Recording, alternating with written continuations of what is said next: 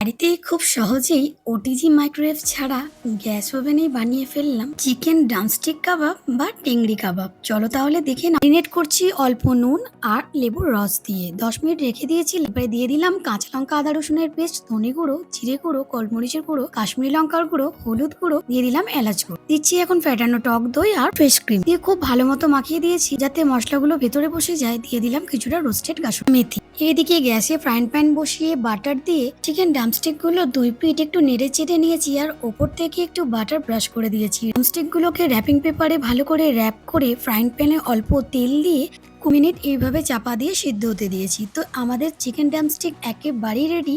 চারিদিক কিন্তু গন্ধে একদম মমো করছে। তো দেখে নাও ধোয়া ওঠা গরম গরম চিকেন ড্রামস্টিক। এবার একটু ডেকোরেশন করে দিলাম অনিয়ন লিভস আর কিছু স্যালাডের সাথে আর গ্রিন চাটনি। চলো তাহলে খেয়ে দেখি কেমন হয়েছে। রেস্টুরেন্টের থেকে কোনো অংশে কম হয়নি।